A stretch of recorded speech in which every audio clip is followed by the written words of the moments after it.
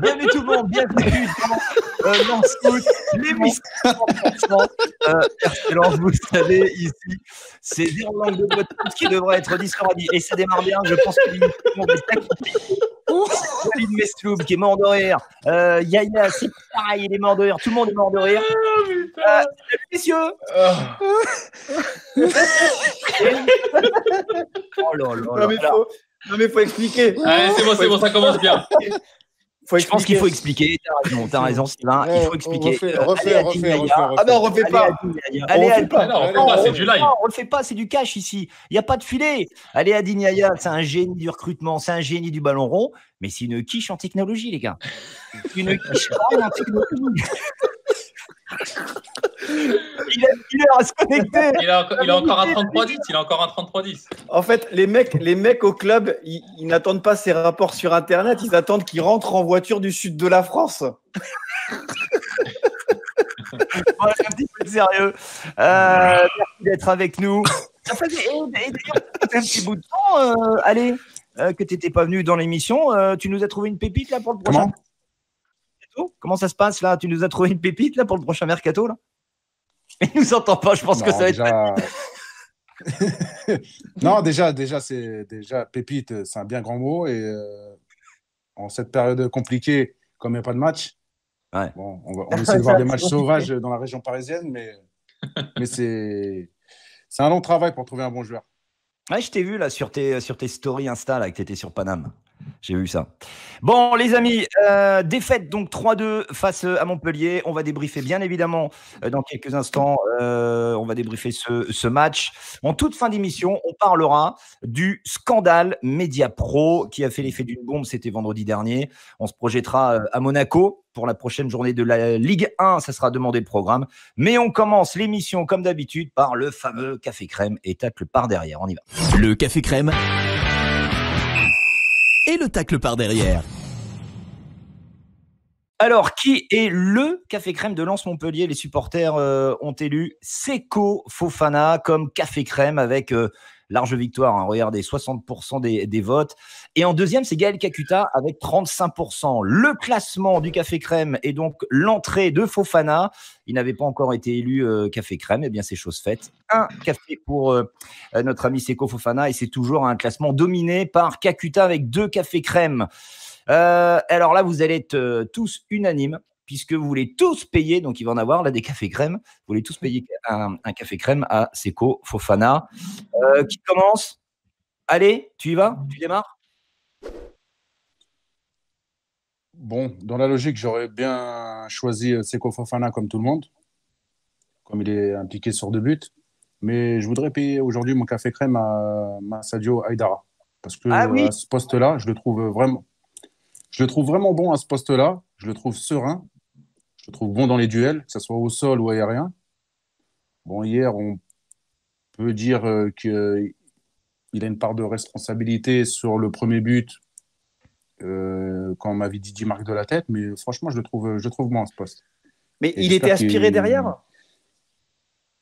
Il doit suivre un mec dans son dos. En fait. C'est plus Fortes, en fait. Pour moi, c'est plus Fortes, en fait. Mais ils sont aspirés parce qu'ils sont en train de remonter et il y a la perte de balle. Déjà, je pense qu'il y a une erreur des 3 défenseurs. Déjà, premièrement, sur la relance, après, au niveau du positionnement et au marquage. Mais après, franchement, je l'ai trouvé bon, dans les duels. Même, il est serein, balle au pied. Ça peut être une révélation à ce poste. Ouais. Je suis d'accord. Il se révèle bien ce poste-là, Rémi. Un mot sur Massadio? Moi, j'étais un peu plus mitigé. Je trouve que il a fait un match correct hier. C'est pas non plus forcément flamboyant. Et moi, je me dis plutôt avec le recul, on aura peut-être besoin de concurrence au mercato et d'aller peut-être chercher un défenseur en plus. Quand on sait que Radovanovic est malheureusement mis de côté, je dis malheureusement parce que pour moi, il aurait vraiment pu faire partie de la rotation. Il fait un match correct, hein, mais on voit hier que sur le plan défensif, on est quand même moins serein. On prend quand même 3 buts à domicile. Il y a des erreurs individuelles, alors pas forcément de sa part, mais il y a quand même une sérénité qui est quand même moins présente que ce qui faisait la force du Racing en début de saison. Tu as pris 11 buts sur les 4 derniers matchs joués à domicile. On va y revenir sur la confiance et notamment sur les coups de pied arrêtés. Mais avant, on va se concentrer sur le café crème. Un mot sur le café crème donc de Sylvain, de Walid et de Rémi. C'est donc sur l'homme du match, Seko Fofana, qui a été élu par les supporters à 60%, 95% de passes réussies pour Seko Fofana, 5 duels de gagnés sur 7 et seulement 3 pertes de balles. Walid, il monte vraiment en puissance là, Seko. Ouais, je pense que c'est le terme exact. Voilà, on attendait énormément de lui, forcément, de par son gros investissement. Et je trouve que de match en match, il s'étoffe un peu plus, il prend un peu plus confiance, il anime beaucoup le jeu, il se projette beaucoup et on voit hier qu'il est impliqué sur les 2 buts. Donc, ça prouve qu'il est bien, qu'il est en confiance, comme je l'ai répété, et surtout qu'il va faire énormément de bien au Racing Club de Lens. Mais ça donne une leçon aussi à beaucoup d'observateurs et à beaucoup de supporters qui sont souvent dans le jugement de l'instant. Rappelez-vous, au début c'était ouais, mais qu'est-ce qu'il fait, Seko, il en est où, ça tarde, il va jamais jouer. Ensuite, quand il a commencé à jouer, je me rappelle d'un de ses premiers matchs où il est titulaire, c'était ouais, mais offensivement, il fait n'importe quoi, il a manqué ses passes. Non, mais voilà, les gens, il faut que les supporters et les observateurs prennent un peu de recul en n'oubliant jamais, et Walid et Alaa le confirmeront. Il faut du temps pour retrouver des repères et retrouver de la justesse. Et là, il est en train de retrouver sa justesse. Donc, arrêtons de juger dans l'instant. Tout à fait d'accord avec toi. Et je pense qu'il faut… Allez, moi, on est bien placé parce qu'on a été footballeur professionnel de haut niveau. Moi, je le suis encore et j'espère continuer. Mais voilà, nous, on est conscient de ça. Les observateurs, forcément, ils jugent sur l'instant T. Il suffit que tu mettes 2 buts, ils vont dire que tu es le plus fort du monde. Que tu rates 2 buts, ils vont dire que tu es le plus nul. Et ça, c'est trop facile. Mais Seko Fofana, il ne faut pas oublier que voilà, il a été blessé, il a eu une préparation un peu tronquée. Et petit à petit, là, il est en train de retrouver son meilleur niveau. Alors là, forcément, tout le monde, oui, Seko Fofana, il est fort. On sait depuis le début qu'il est fort. Sauf que maintenant, il va le montrer à tout le monde. Et comme j'ai dit, ça va être une énorme plus-value pour le RC Lens. Mais en fait, ce que tu dis, Sylvain, c'est seulement l'espace de 2 semaines. C'est-à-dire qu'après le match contre Angers, tout le monde a taillé Seko Fofana comme si c'était un très mauvais joueur, qu'on a investi 10 millions d'euros pour rien. C'est vrai que c'est la réaction à de l'émotion, sans contexte. Et pourtant, voilà, on voit très bien les qualités du joueur hier. Même aussi, je crois, sur le match à Dijon, il avait aussi fait une rencontre qui était pas trop mal. On voyait qu'il manquait juste d'automatisme avec l'équipe, avec le groupe. Mais il ne faut pas oublier que, justement, c'est ce que tu disais, Walid, par rapport à la préparation. Il a connu 2 mois où il a fait, je crois, 11 matchs avec Udinese parce qu'ils n'ont pas eu de trêve, de pause comme on a eu en France à partir du mois de mars. Donc, il est arrivé en pleine lancée de sa fin de championnat, sans avoir pu se préparer avec le Racing. Il y a une blessure qui le perturbe. Là, il monte en puissance et il est en train de montrer que, justement, c'est un super joueur et qu'on est très heureux de pouvoir l'avoir sous maillot lensois. Puis il prend ses marques avec l'association Cahuzac aussi. Ça y fait beaucoup aller. Hein. Ah, ça c'est sûr. Mais en plus, c'est 2 joueurs qui ont joué ensemble à Bastia. Déjà, ils se connaissent. Il n'y a pas besoin d'adaptation. Mais franchement, il faut lui laisser le temps parce qu'il revient d'une longue blessure. Il avait fait une rechute à cette blessure-là. Psychologiquement, c'est pas facile. Il faut s'adapter à un nouveau club. Même s'il connaît certains joueurs, que ce soit Lecas ou Cahuzac, tu arrives dans une nouvelle région. Ouais. Je ne sais pas s'il a encore trouvé un logement. Ça aussi, ça joue psychologiquement. Mais laissons-lui le temps. C'est pas parce on l'a acheté 10 millions d'euros qu'il faut qu'il marque 2 buts à chaque match ou que ce soit le sauveur. C'est un bon joueur, tout le monde le sait. Ça, c'est un bon joueur, tout le monde le sait. Laissons-lui juste le temps. Et lui, il était pressé de bien faire aussi. Il était pressé de bien faire. Quand il est venu en conférence de presse avant le match, voilà, il a rappelé à nouveau ce qu'il avait raconté lors de sa signature. C'est que voilà, il a été touché par le discours des dirigeants et puis tout de suite, il s'est senti proche du club et il avait envie de s'investir aussi pour les supporters. Donc, je pense que voilà, il était pressé de revenir de sa blessure et il était pressé aussi de montrer ce qu'il était capable de faire sur le terrain. Et forcément, malheureusement, ça a un peu joué contre lui pour ses débuts. Il a eu un gros coup de cœur pour le club et la région. Tiens, message de Julien de Maison qui envoie sur Twitter. Seko a été omniprésent dans l'impact physique de ce match. Il est à l'origine du but qui amène le CSC, puis provoque un penalty. C'est surtout donc la connexion Fofana-Kakuta qui a bien fonctionné. Vous êtes d'accord sur cette connexion entre les 2 joueurs ? Walid? Quand il y a des joueurs de talent, c'est plus facile de se trouver et on voit tout de suite que Kakuta, déjà Kakuta, il pue le foot, il sent le jeu dans ses remises en une touche. Alors parfois, c'est des choses anodines, mais franchement, ça ouvre le jeu, c'est fluide, il voit avant et Seko pareil. Donc je pense que petit à petit, avec aussi le petit Kalimuendo devant que je trouve très très intéressant dans l'appui remise. Je pense que les trois là, ils arrivent à se trouver de mieux en mieux et ça peut faire très mal. Alors justement, tiens, un mot sur Kakuta, parce que je sais que Rémi, toi, tu n'étais pas vraiment d'accord sur la prestation, de mettre en avant la prestation de Gaël là, pour ce match, en sachant qu'il a été élu deuxième par les supporters à 36%. Mais toi, Kakuta, sur ce match, il t'a pas non plus… Dire le mettre café crème, moi je voulais vraiment mettre Seko Fofana parce que justement on avait été très critique à son encontre il y a 2 semaines et je trouvais que c'était un peu injuste par rapport au contexte qu'on a expliqué. Et c'est vrai que Gaël Kakuta, alors il fait un bon match hier, je ne vais pas dire que il est un peu en dessous peut-être par rapport à ce qu'on a pu voir sur les précédents. Il y avait peut-être un peu moins de justesse, je trouvais, dans les transitions sur le plan offensif. Pareil aussi pour Flo Sotoka, mais c'est plus collectif, je dirais. Mais de toute façon, Kakuta, c'est un joueur qui arrive à briller quand le collectif aussi est au-dessus. Là, hier, il y a quelque chose sur le plan collectif qui était moins présent. Et donc, on l'a un peu moins vu. Mais il ne fait pas un mauvais match non plus. C'est-à-dire que quand il est deuxième, je ne vais pas dire que c'est scandaleux, mais ce n'est pas le Kakuta qu'on a peut-être pu voir sur d'autres matchs où c'était du très haut niveau. Mais après, il y a sa passe pour Fofana. Il y a le mouvement au départ sur le but où c'est au sortir d'une touche, le 1-2, en effet, où il s'appuie sur Kalimuendo. Et puis après, bon, même si la passe, elle peut paraître anodine, mais elle met Fofana dans les meilleures dispositions pour frapper. Puis après, il y a le penalty. Le penalty, l'air de rien, c'est son 5e penalty, donc il le tire toujours pied gauche. C'est lui qui fait la passe. C'est lui qui fait la passe. Exactement. Et il le met toujours au même endroit. Tout le monde sait qu'il va mettre à la gauche du gardien, mais c'est tellement bien tiré. Je veux dire, maintenant, les entraîneurs de gardiens adverses, c'est non, mais de toute façon, Kakuta, il va te la mettre sur la gauche. Cherche pas, tu sors à gauche. Et malgré ça, il te la met petit filet. Moi là-dessus, il me fascine. Sur les pénaltys. Après, là où c'est fascinant avec Kakuta, c'est qu'il peut forcément ne pas avoir eu beaucoup de ballons et avoir fait un grand match, mais sur 2 touches de balle, il va mettre tout le monde d'accord. Et justement, sur des actions comme celle dont tu parles. C'est-à-dire que sur le match en lui-même, tu vas pas voir un Kakuta exceptionnel, mais 2 touches de balle, et là, tu vois le talent du joueur et il fait la différence. C'est là aussi, ouais. Ok, messieurs, ça va être un café crème et un tacle par derrière qui va être un peu plus court que d'habitude puisque vous étiez tous sur Seko, sauf Ale qui a voulu payer son café crème à Aïdara. On y va, c'est parti. On passe au débrief de ce Lens Montpellier. Lens Foot. Le débrief. Coup d'œil donc sur le classement après cette défaite 3-2, 8e avec 21 points. Toujours un match en retard, bien évidemment. On a vu une rencontre qui a tenu quand même toutes ses promesses. Il y a eu du jeu, il y a eu des buts, il y a eu du panache. Lens est séduisant sur le terrain avec ses 60% de possession de balle, mais comme le jeune promu, qu'il reste, il s'est fait punir sur 2 erreurs défensives. On va y revenir dans un instant. Regardez-moi les stats.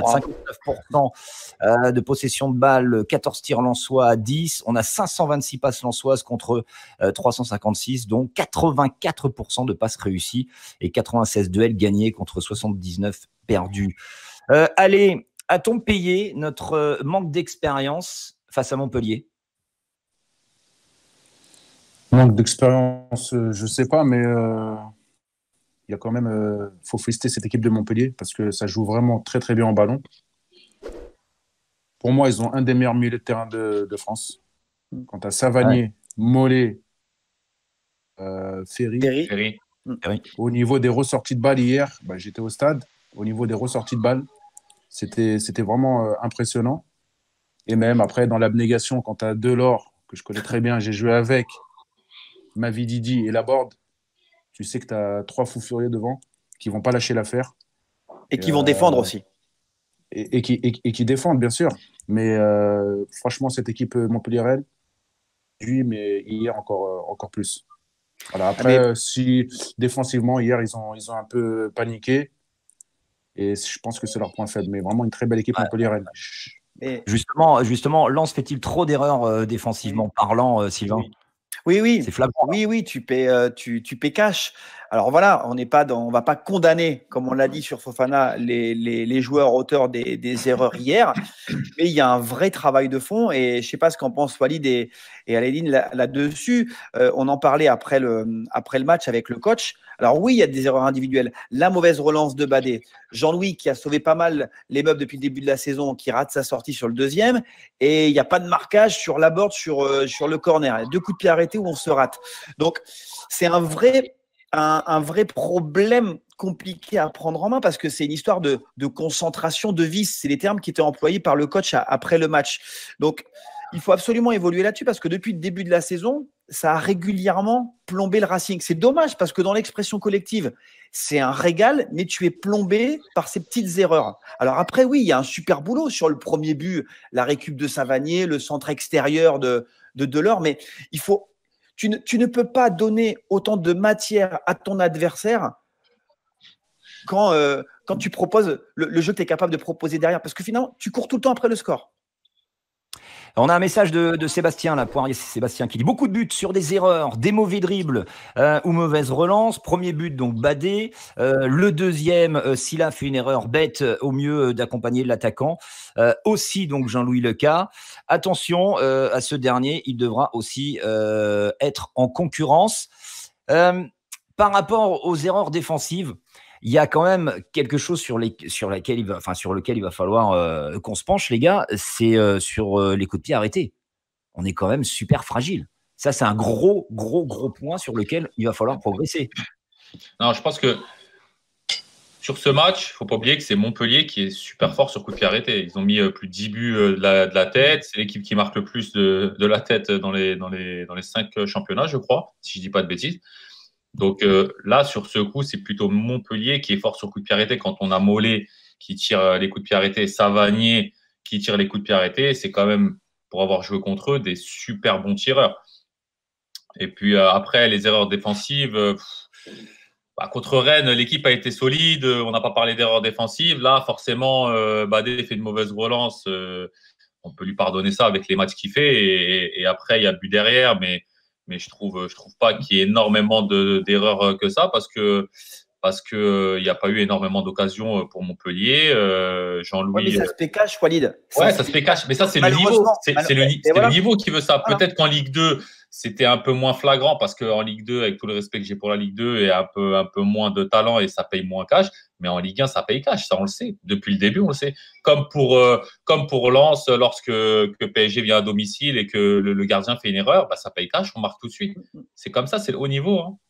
Non, mais attends, on prend quand même beaucoup trop de buts sur coup de pied arrêté. Rémi, tu es d'accord avec moi là-dessus? C'est hyper frustrant en ce moment. Il y a beaucoup d'erreurs individuelles. Sur les coups de pied arrêtés, malheureusement, c'est vrai que on en prend pas mal. Après, ce que disait Walid par rapport à Montpellier, je pense qu'en gros, on a une équipe de Lens qui est en difficulté sur ces phases-là, qui tombe sur une équipe de Montpellier qui est très bonne. Donc, voilà ce que ça donne comme résultat hier, malheureusement. Parce que quand tu regardes bien au niveau du match en global, déjà, on a vu un très beau match de football et il faut s'en féliciter. On était sur Canal et on a pu, je pense, donner une belle image du Racing Club de Lens et une belle image de la Ligue 1. Et ça, c'est super. C'était un très beau match de football. Mais derrière, c'est frustrant parce que tu as une maîtrise. Tu vois, justement, tu parles au niveau des duels gagnés, au niveau de la possession de balle. Tu rivalises face à une équipe de Montpellier, il ne faut quand même pas l'oublier, qui est une équipe qui va jouer le haut de tableau, qui va probablement jouer pour les premières places pour l'Europe. Et finalement, on perd face à eux, ce qui n'est pas scandaleux finalement quand on y pensera en début de saison. Mais en réalité, par rapport au contenu qu'on a montré hier, on aurait pu aller chercher beaucoup mieux. Donc c'est vrai que c'est une frustration parce que c'est souvent sur des erreurs individuelles. Et c'est vrai que ces erreurs individuelles, on les paie cash chez le haut niveau, c'est ce que tu dis Walid, voilà, il y a une erreur, on prend un but directement, mais là ces erreurs malheureusement en ce moment elles se sont un peu multipliées. Alors à Rennes il n'y en a pas eu, tant mieux, mais si on prend quand même sur les matchs précédents, il y a quand même des matchs où on peut avoir une certaine forme de frustration, contre Reims, contre Angers aussi. Hein. C'est bielciste. En fait, aujourd'hui le football lensois c'est bielciste en fait. C'est-à-dire que le match il est dingue, tu es mené 2-0, tu reviens à 2-2, au final tu perds 3-2 mais tu as des balles pour gagner. Ouais, c'est vrai. T'as Kali qui a une balle qui la donne à Sotoka, mais il peut peut-être jouer le duel. Bon, le choix, il est pas mal. Je veux dire, Gaël, la volée de Gaël à la fin. Mais ça c'est t'as Sotoka aussi. Ce qui est super, bien sûr, regardez, c'est tout ça. On est 2-0. tu as la capacité de revenir, quoi. Oui. On l'a vu contre Reims, on est mené 4-2, on revient 4-4 dans le temps additionnel. Là, en fait, tu vois 2-0 pour Montpellier, tu te dis, c'est quand même possible que le Racing revienne. Ce qui est quand même pas évident. Quand tu es mené 2-0 à domicile, on est plus proche de se prendre un 3e qu'autre chose. Et au final, on arrive psychologiquement à ne jamais lâcher le fil du match et à revenir dans des moments où ce serait très difficile pour autant. Donc ça, c'est une force psychologique qui est très importante.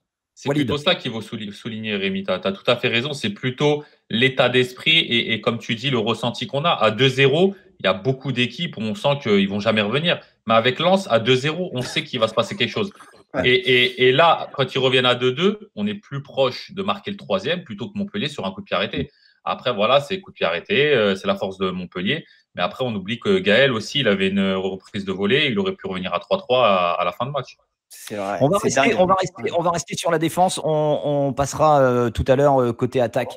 Beaucoup de supporters ont attelé par derrière Sylla, qui n'a remporté que 4 duels sur 12, qui a été trop peu précieux offensivement. J'ai envie de dire encore, malheureusement, c'est pas la première fois qu'on en parle dans Lens Foot. Walid, qu'est-ce que tu penses un petit peu de Sylla, par exemple? Là, juste 2 secondes avant, on a eu un message là de Naogel qui dit Sylla, pour moi, trop imprécis dans les transitions et pas assez pesant sur les offensives. Le 3e but montpelliérain, et pour lui, il lâche le marquage sur la board. Walid. Sylla, moi, je trouve que c'est un joueur généreux qui est dans l'esprit, qui donne énormément. Il triche pas, ça, c'est une certitude. Mais pour moi, le meilleur à ce poste, ça reste Massadio Aidara, même si aller à souligner que Massadio s'est bien adapté dans l'axe, dans une défense à 3, parce que c'est un joueur d'expérience, c'est un joueur très, très intelligent. Mais à ce poste-là, pour moi, le meilleur, c'est Massadio Aidara. Et après, je serais curieux aussi de voir Charles Bolly à ce poste-là, qui avait dépanné aussi en Ligue 2 lorsque je jouais avec eux. Mais après, Sylla, c'est vrai que offensivement, je trouve que ça apporte un peu moins, mais on peut pas lui en vouloir parce qu'il fait le taf, il donne le maximum. Donc c'est difficile de juger un joueur comme ça. Allez, Aydin, un mot sur Sylla. Concernant Sylla, déjà, il n'est pas avare d'effort. Il court, sur un terrain, il court. Après, bon, des fois, ses centres, il manque de précision. Mais je retiens surtout que c'est un garçon qui se défonce à fond. C'est vrai que des fois, ça passe, il y a des offensives des équipes adverses qui passent de son côté, derrière son dos. Mais voilà, pour lui, déjà, avant toute chose, de se concentrer sur ses tâches défensives et après on verra offensivement. Parce que de l'autre côté, tu as Klose, qui lui, c'est une machine. Je ne sais pas combien il a de VMA, mais il arrête jamais. Ses centres sont très bons. Et en plus, quand tu le remplaces par Michelin, c'est pareil. C'est pareil. Mais voilà, faut qu'il continue. Après, s'il a enchaîné les matchs à ce poste-là. Peut-être qu'il souffle un peu. Peut-être après, ça, c'est au coach de décider. Mais voilà, ce que je retiens avant tout, c'est que c'est un garçon généreux. Et quand tu es généreux, automatiquement, il y a un peu de déchets. Pour terminer un petit peu sur l'aspect défensif de ce match, Sylvain, forcément, on est obligé de parler du remplacement de Grady par Steven Fortes. Qu'est-ce que tu as pensé de la prestation de Fortes sur ce match? Moi, j'étais assez d'accord avec l'analyse du joueur après le match, c'est-à-dire qu'il a fait un match correct. Après, lui, il s'en veut sur le premier but. On en parlait tout à l'heure. En fait, lui, il considère que c'est à lui de suivre Mavididi. Mais bon, ils sont en train de remonter en pensant que Badé va pouvoir ressortir le ballon. Donc, il fait un geste vers l'avant. Mavididi, il enchaîne sur la récup de Savanier et il se place entre les deux. Et la question, c'était qui doit le prendre? Et c'est pour ça que j'avais coupé tout à l'heure à Laïline. Et en fait, Steven lui dit, c'est pas à Massa de prendre Mavididi parce qu'il y a un joueur qui est encore derrière. Je sais pas si c'est Laborde qui traîne dans la zone derrière. Donc, lui, il dit que Massa, il est obligé de patienter et que c'est à lui de prendre Mavididi. Donc, lui, il s'en voulait sur ce premier but. Après, sur l'ensemble de la rencontre, il n'a pas été autant Mixla en danger. Il a géré défensivement. Après, voilà, il n'a pas été… franchement, il a fait un match correct. Pour un joueur qui n'a pas joué depuis un moment, il a fait un très bon match. Il n'avait pas joué les 4 derniers matchs. Il était resté sur le banc sur les 4 derniers matchs. Donc, il n'a pas été mis en difficulté. Franchement, hier, il a fait des bons retours défensifs. Les entrées de Steven Fortes cette saison, c'est assez cohérent. On avait pu être très critique sur la fin de saison dernière où c'est vrai que malheureusement, il était, je crois, en mauvaise condition physique à ce moment-là. Il y avait eu des successions d'erreurs sur la fin de saison qui étaient très dommageables. Puis il y avait toute la polémique autour du brassard de capitaine à ce moment-là.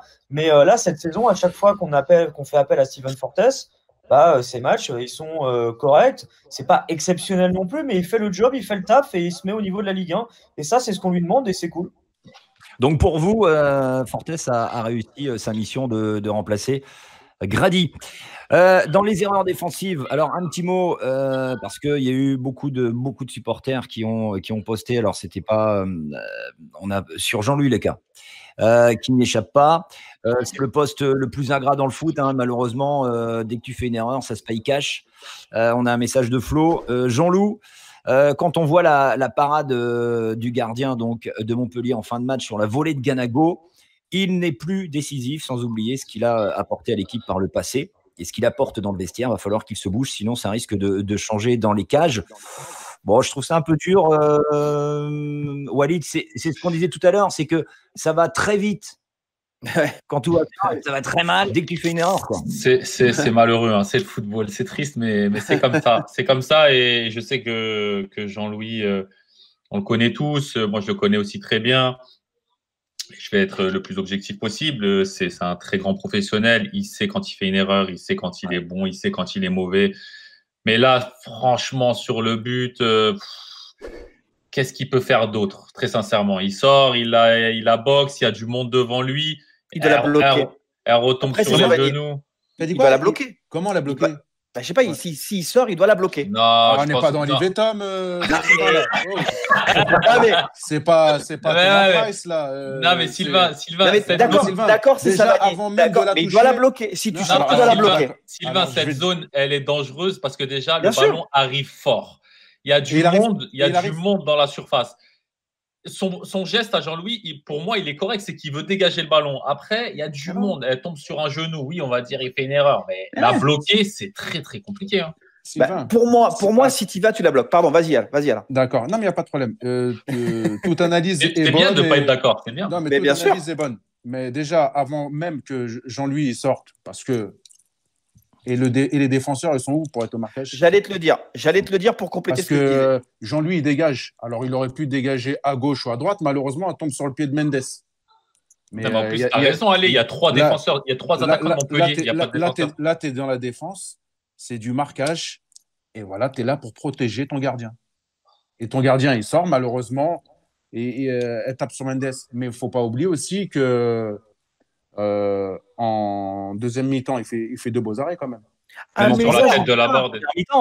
Ça, je n'oublie pas. Moi, je te dis juste que sur ce coup-là, s'il sort, il doit faire mieux. Après, comme le dit Cyril, je ne remets pas tout en question. Oui. Je suis d'accord avec vous. Il y a erreur des défenseurs, mais il y a aussi erreur de Jean-Louis. Mais franchement, je n'ai pas l'assassiner là-dessus. Tu vois ce que je veux dire? Je ne vais pas l'enfoncer là-dessus. Honnêtement, je te promets, je ne suis pas spécialiste de gardien. Mais je pense que c'est très compliqué de la capter. On lui demandera à l'avenir à Jean-Louis, parce que je pense qu'il pourra être très, très honnête sur ça. Mais la bloquer, pour moi, je suis d'accord avec Ale, c'est trop dur. Et déjà, moi, quand je tire les coups francs offensifs, ce qu'on me demande, et même quand je jouais avec Jean-Louis, ce qu'il me disait, c'est tire fort au niveau du point de pénalty. Le gardien, il la bloquera pas, c'est compliqué pour sortir, il sait pas, il est entre deux. Donc déjà, c'est une zone qui est un peu, entre guillemets, excuse-moi du terme, bâtarde pour les gardiens.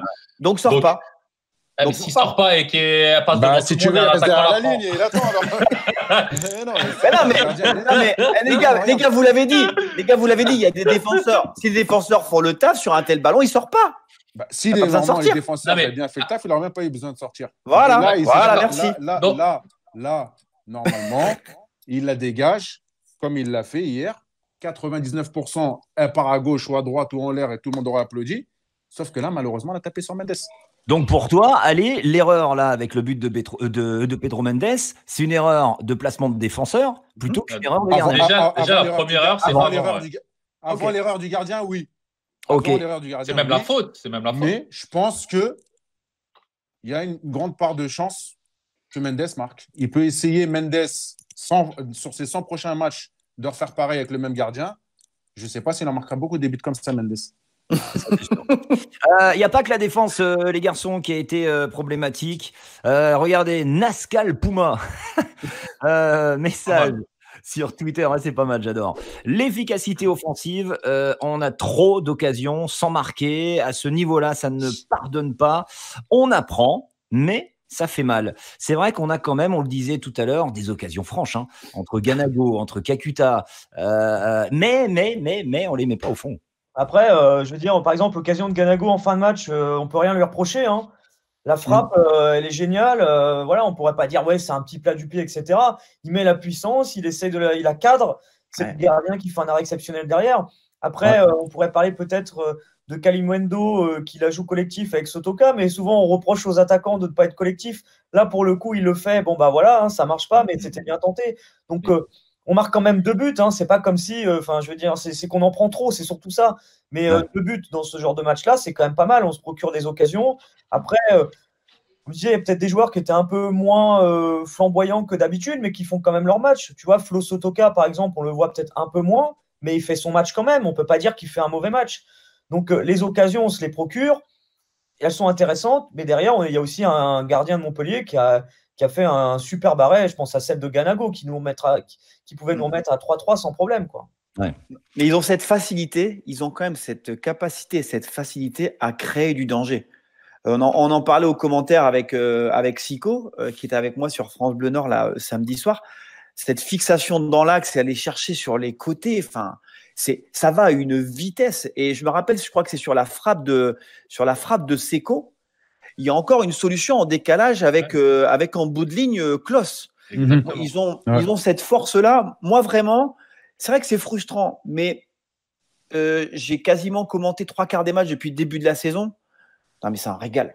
C'est un régal de voir cette équipe jouer. Et vous le disiez tout à l'heure, c'était sur Canal. Là, je peux te dire que l'image du Racing au niveau de la Ligue 1 et au niveau des observateurs de la Ligue 1, c'est voilà, avec cette équipe, c'est un kiff à chaque fois. Voilà, il faut juste. Il n'y avait pas de problème d'équilibre sur le match d'hier, mais voilà, il faut réussir à gommer ces petites erreurs.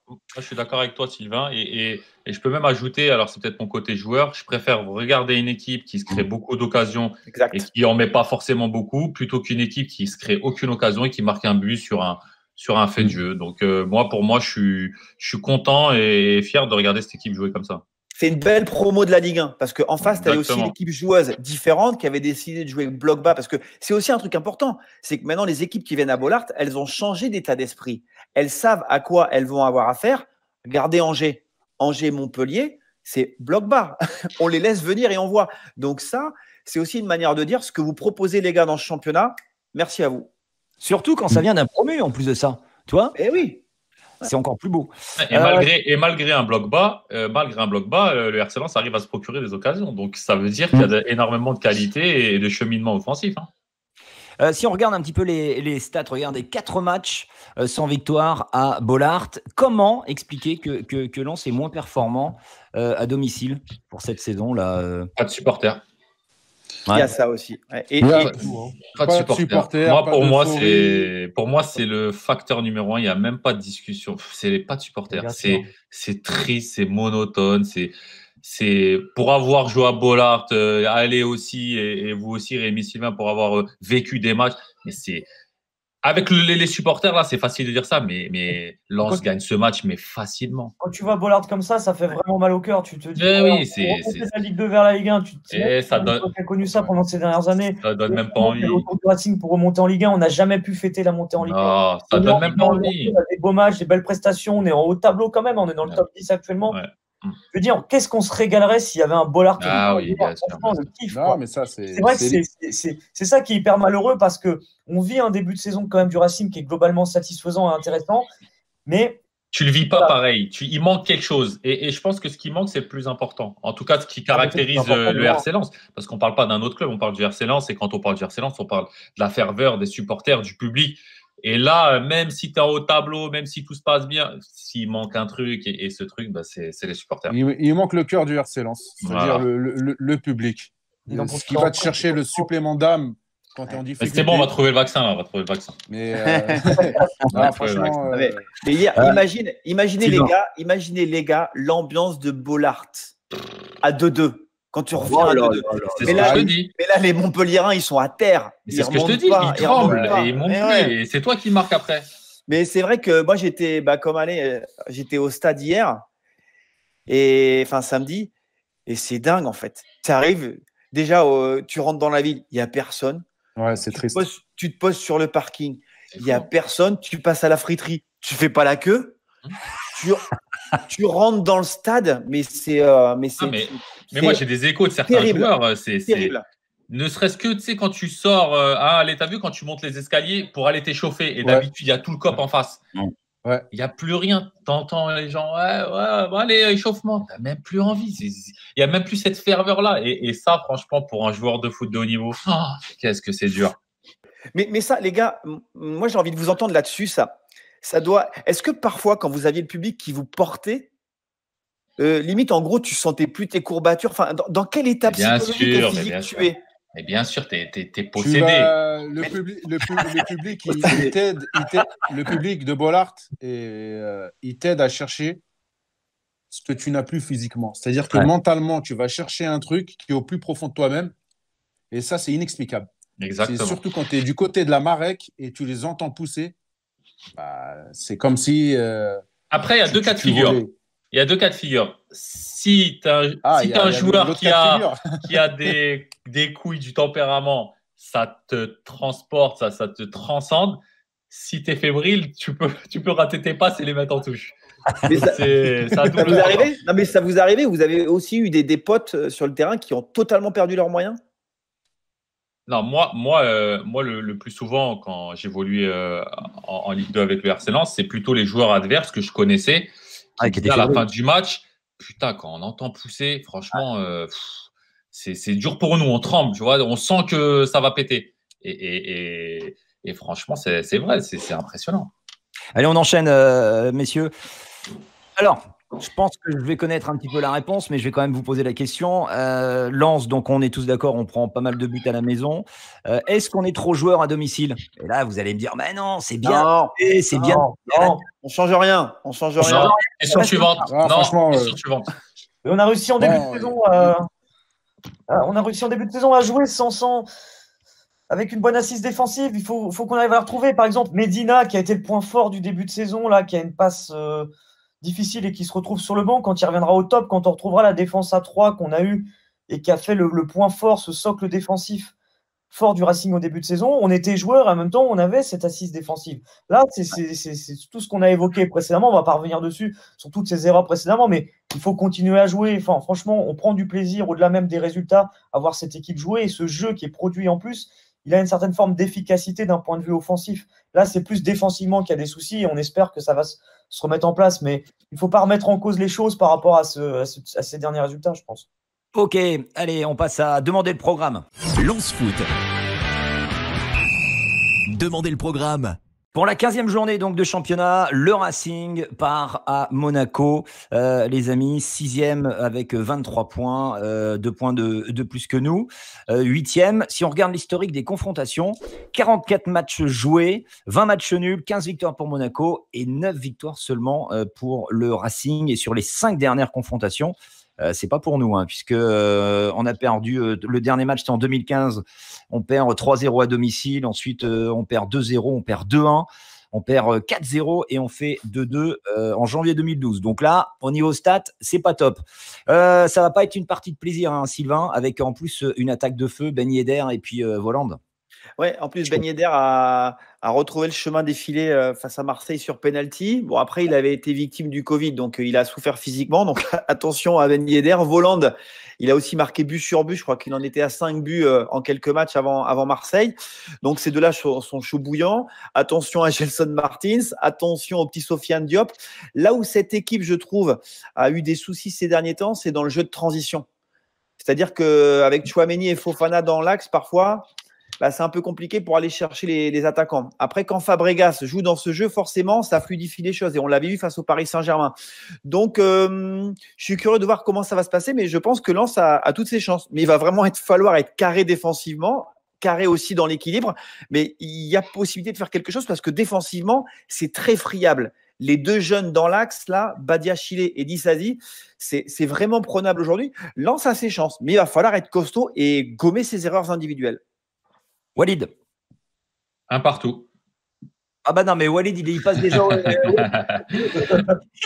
Non, Sylvain a tout résumé. C'est une équipe, je pense que leur point faible, c'est leur manque d'expérience en défense. Ils sont assez jeunes, des très bons joueurs, mais assez jeunes. Donc avec notre force offensive, je pense qu'il y a des coups à faire. Et puis là, Monaco vient de perdre contre l'OM. Donc ils vont être remontés. Ils vont peut-être jouer un bloc très haut. Donc pourquoi pas nous faire le même coup qu'à Rennes, rester bloc bas et pourquoi pas aller les piquer bien comme il faut. À savoir que Loïc Badet sera suspendu pour la rencontre. Une nouvelle fois, notre défense type pourra pas évoluer ensemble. Est-ce que vous faites des changements? On va faire comme chaque semaine. On va Badet suspendu. Aïe, aïe, aïe. Ouais, Badet suspendu. On va se prêter au jeu du 11 type, du 11 possible là pour ce match contre Monaco. Qui commence? Est-ce que vous faites des changements sur le 11 qu'on a vu contre Montpellier, en sachant qu'il y en aura un automatique, c'est Badet? Allez. Il faut prendre en compte aussi les matchs derrière. Hein. Tu vas à Metz et tu reçois Brest, qui seront quand même des matchs hyper importants parce que tu vas affronter des adversaires directs. Il va falloir faire souffler un moment ou un autre. Non, mais je pense que ça va être dans le même état d'esprit qu'on a eu cette conversation la dernière fois. Il y a 3 matchs dans la semaine. Il y a un effectif assez étoffé avec des joueurs qui peuvent facilement prendre le relais. Donc, il y aura un turnover, je pense. Des noms, les garçons. Après, il faut voir l'état de fraîcheur des uns et des autres. Un garçon que j'aime beaucoup, qui a une grosse débauche d'énergie, c'est Sotoka. Ouais. Et hier, il ne fait pas un mauvais match, mais tu sens qu'il est moins en jambes que les matchs précédents. Fatigué. Mais par contre, lui, il ne triche pas. Lui, il est à 400%. C'est un exemple.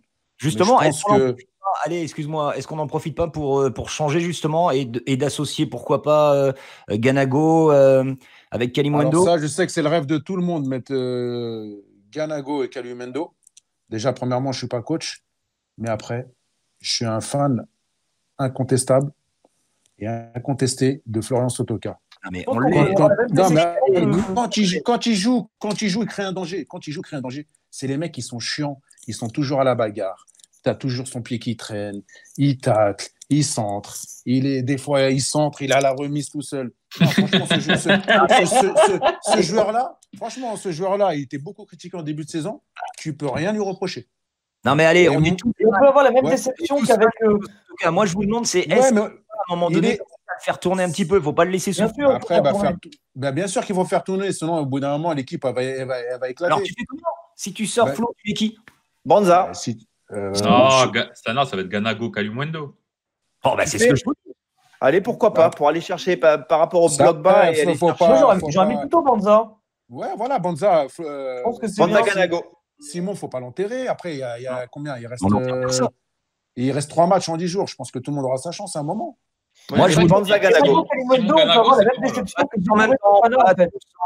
Pas tous en même temps, on comprend rien. Rémi.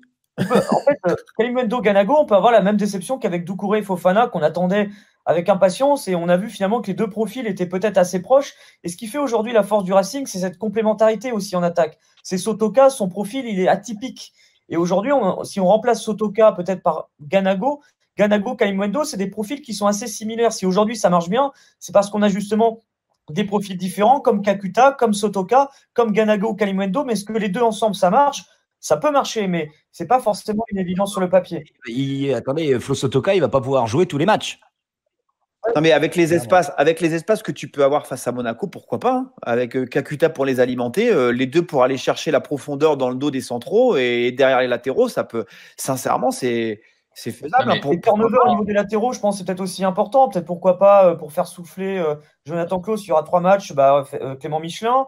Pourquoi pas Charles Bolly aussi qui puisse jouer son premier match au poste peut-être avec Isia Gassila qui tournera à ce moment-là. Ou le petit Ismaël Boura aussi, il est pas mal. Hein. Le petit Ismaël Boura aussi, il est pas mal, il peut jouer. Hein. Pour laisser Aïdara derrière, défense à 3, donc à ce moment-là, ce serait Aïdara, Grady qui mènerait la barque et Fortes. Ouais. Et je me pose la question de savoir à quel moment tu relances Medina. Est-ce que tu le relances là ou est-ce que tu attends Metz? Alors, il va être titulaire sur un des 3 matchs, de toute façon, c'est sûr. Par contre, moi, je mettrais Grady à la place de Fortes. Parce que Grady. Qui tu mets Axial alors? Tu mets qui? Axial, je mettrais Fortes. Tu mets Fortes, ouais. Ouais, ce qui sait faire. Fortes, Grady à droite. Parce que Grady, c'est lui qui perd fort. Il n'hésite pas à monter avec le ballon. Et c'est un des seuls à le faire. Surnommé la perceuse, hein, les gars. La perceuse. Grady, surnommé la perceuse. avant de passer au jeu des pronostics, j'aimerais simplement, puisqu'on est en train de parler de défense, ça c'est une info de Sylvain Charlet, Lance Foot et France Bleu Nord. Sylvain, tu as parlé avec l'entourage de Radovanovic, parce qu'on en a beaucoup parlé cette semaine. Tu as des infos à nous donner sur le moral, comment va Rado? Il est, le moral, il est là selon son entourage. Voilà, il continue à s'entraîner. J'ai demandé un petit peu s'il y avait eu des discussions avec le coach. Il n'y en a pas forcément, ni avec le coach, ni avec le staff technique. Voilà, il se prépare. Il est un peu dégoûté qu'on lui incombe beaucoup de choses sur le derby face au LOSC où voilà, il s'était planté, mais comme les autres, hein, le 4-0. Donc voilà, il se prépare et en gros, l'idée, selon son entourage, c'est de chercher une porte de sortie. Je pense que le club ne fermera pas la porte. Le club, sur le sujet, ne me dit pas non, on garde Rado quoi qu'il arrive. En gros, c'est s'il a une offre intéressante, on est prêt à laisser partir. Et lui, aujourd'hui, voilà, selon son entourage, il veut quitter le club. Voilà. Il y a des clubs qui sont intéressés. À la recherche d'un défenseur central pour cette. Il faudra. En fonction des opportunités. Très bien, messieurs. Allez, on passe au jeu des pronostics. Lance Foot. Le jeu des pronostics. Alors là, et pour une fois, on peut applaudir Monsieur Franck Quedru qui n'est pas là, mais qui marque un point, le premier point depuis le début de Lance Foot. Il a donc eu la bonne tendance. C'est le seul qui avait mis une victoire pour Montpellier. Allez, par contre, allez, tu es le seul à encore avoir 0 point, mon ami. Il va quand même falloir commenter avec une bonne tendance là. Je suis pas bon pour pronostic. Regardez donc, allez, dernier avec 0, puis vous tous, il n'y en a pas un qui sort du lot puisque vous avez un point seulement. Je rappelle que le dernier paye le resto à toute l'équipe de Lance Foot, plus 2. Il va falloir sortir SCB, allez, hein, plus 2. Ouais, mais à chaque fois que je dis Lance, il gagne pas. Qu'est-ce que tu veux que je te dise? J'ai toujours dit que Lance, il gagnait. Ça sera en fin de saison. Pronostic contre Rennes, j'ai dit match nul. Allez, pronostic, s'il vous plaît, on y va, on enchaîne. Pronostic donc pour Monaco-Lens. C'est parti, Sylvain. 2-1 Monaco. Sylvain, 2-1 Monaco. Ok. Walid. 1 partout. 1 partout. Rémi. 2-2. 2-2. Allez. Allez, un petit exploit. De Lens. Allez. 1-0 pour Lens. Yes. 1-0 pour Lens. Ouais, c'est beau. Yes. Et vous savez quoi? Je te promets, je le sens. Je suis comme allez, je sens l'exploit. Je sens un petit 1-0 ou un petit 2-1, un truc comme ça. Allez, on verra ça très bientôt. On va terminer ce Lance Foot avec un dossier brûlant, vous le savez. Chèque Mediapro qui, dans sa chute, emmène tout le foot français. On va rappeler les faits rapidement avant qu'on en débatte. On est en juin 2018. Le patron de la LFP, donc à l'époque Didier Quillot, est l'homme qui a réussi à doubler donc la valeur de la Ligue 1. On passe à un petit peu plus d'1 milliard d'euros par an et donc pour 4 saisons. 2 ans et demi plus tard, c'est un fiasco. Mediapro n'a payé qu'une seule facture sur 3. Il devait plus de 325 millions d'euros à la Ligue 1. Aujourd'hui, Mediapro et la Ligue ont validé, on le sait, donc une rupture contractuelle. Cet accord doit être homologué logiquement, si je ne dis pas de bêtises, entre le 17 et 21 décembre là, par le tribunal de commerce. Les amis, on peut reprocher plein de choses dans ce dossier, un petit peu limite du foutage de gueule.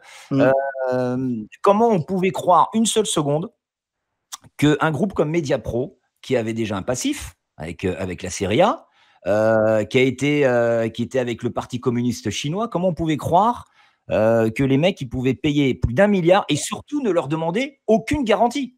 Et puis c'est surtout croire que la Ligue 1 vaut 1 milliard d'euros. C'est-à-dire qu'à un moment donné, il y a la dépense et les recettes derrière. C'est-à-dire que là, on parlait du nombre d'abonnés, je crois, de Téléfoot qui devait être de 600 000, je crois, si je ne me trompe pas, c'est ça? 600 000, ouais, c'est ça. Donc, c'est pas du tout rentable. Et à 1 milliard d'euros, je veux dire, quoi qu'il en soit, c'est pas rentable, garantie bancaire ou pas. Enfin, je veux dire, à un moment donné, les diffuseurs, ils peuvent pas non plus. Ils sont à perte. On sait déjà qu'avec Beansport à l'époque, c'était à perte. Mais là, avec 1 milliard, c'est surestimé. Alors, c'est cool hein, si on avait cet argent-là, mais c'est bien au-dessus du prix de la Ligue 1 et de ce que ça peut réussir à faire gagner. Et puis, oui, derrière les garanties, enfin, sans garantie, sans rien, c'est plus qu'une faute. C'est un fiasco. Il n'y a même pas de mots, quoi. C'est un fiasco. C'est un fiasco. Et le business model. De gueule, tu l'as dit. Le business model. de Mediapro. C'était abonnement 25 € mensuel, 8 matchs de Ligue 1 qui étaient donc depuis le début complètement défaillants. Équilibre qui devait se trouver à 3,5 millions d'abonnés. T'imagines, on est à 600 000. C'était complètement fou. Depuis le début, la stratégie de Mediapro, de toute manière, c'était d'être, tu sais, une espèce de courtier de Ligue 1 parce que eux, ce qu'ils voulaient, c'était revendre avec une plus-value à Canal, sauf que les mecs, ils n'avaient pas anticipé que beIN déjà récupère un lot, puisqu'ils trouvent un accord, puisque beIN avait trouvé un accord avec Canal. Enfin bref, c'était un truc de fou. Est-ce que vous êtes inquiet pour le foot français? Oui. On peut être inquiet. Regarde par exemple le Racing Club de Lens, sur quoi on fait notre mercato. On a dépensé plus de 20 millions d'euros cet été, justement parce qu'il y a cette perspective de se dire que les droits en fin de saison vont être très importants. Pour un club comme Lens, ça va avoir un impact très important. Et je ne parle même pas des autres clubs hyper endettés. On parlait cet été de Saint-Etienne, de Bordeaux et d'autres qui étaient en énorme difficulté. Mais là, ça va donner quoi? Il y a vraiment un gros risque pour le football français. Puis au-delà, pas forcément risque de faillite, mais de la qualité. C'est-à-dire que l'été prochain, on va se retrouver avec des clubs qui vont devoir dégraisser leur effectif, vendre peut-être au plus offrant à l'étranger, et on va se faire piller, quoi. Donc, et puis là, à combien on va se négocier de nouveaux contrats? C'est aussi ça. Là, ils sont en position les billes, non? 100 millions, on parle de 500 plus 100 millions. D'après les infos que j'ai eues, allez combler les 2 prochains versements, aller racheter tous les droits télé, et les RC Lens auraient le même budget que le PSG. Donc, en tout cas, je signerais bien la. Merci, allez, c'est très très gentil. Merci, de rien. Non, mais allez, c'est son côté généreux. Bon, allez. C'est vrai qu'il va rester en fin de saison. Étiez-vous au courant qu'il y avait une garantie quand même de 3,5 millions et qu'ils nous ont pas voulu signer juste par peur de discrimination, étant donné que c'était un groupe sino-espagnol. Il suffisait juste de faire un chèque de 3,5 millions. Scandaleux. Et tout était remboursé. Scandaleux. On a posé la question aux supporters. Est-ce que vous êtes inquiets concernant le fiasco de Mediapro et donc de Téléfoot? Regardez, oui, 67%, non, 33%. On a Saint-Dodo de Paul qui dit inquiet pour le foot français, donc ça aura forcément un impact sur nous au bout d'un moment, mais je pense qu'on va moins en souffrir que la plupart des clubs parce que la gestion des dirigeants semble très sérieuse et pertinente.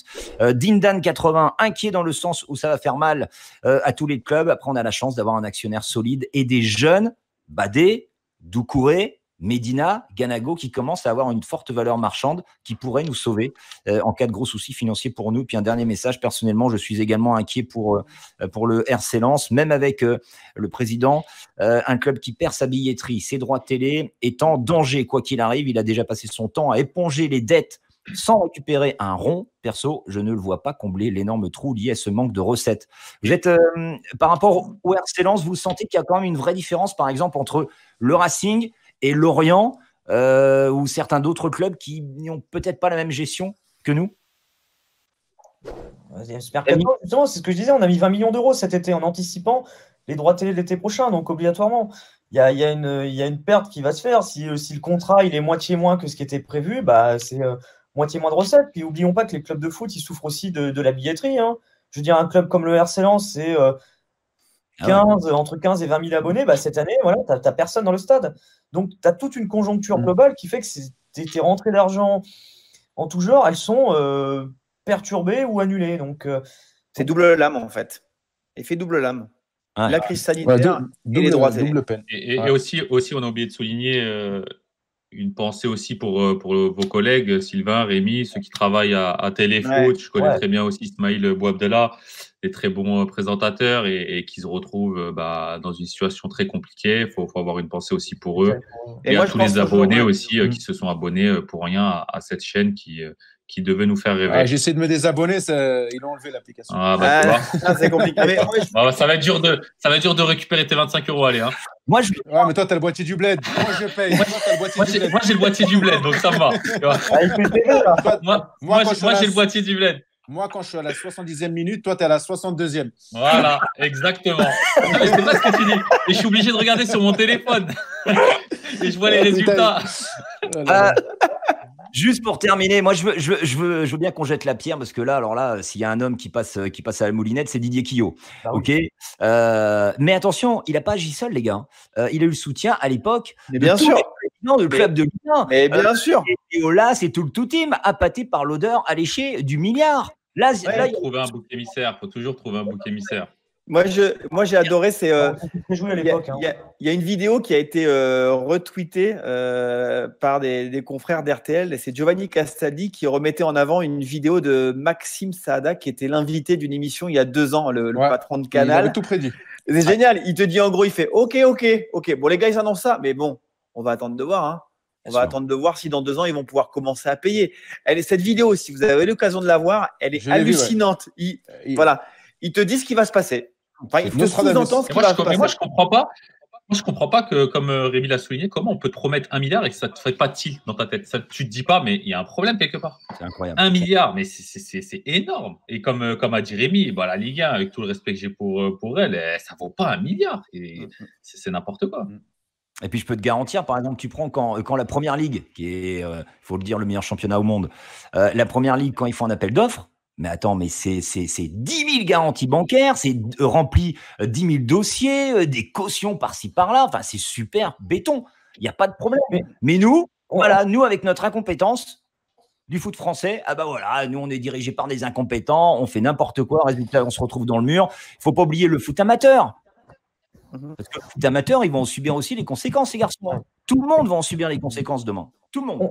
On arrive peut-être au sommet d'une inflation de 10 ou 15 ans aussi. Hein.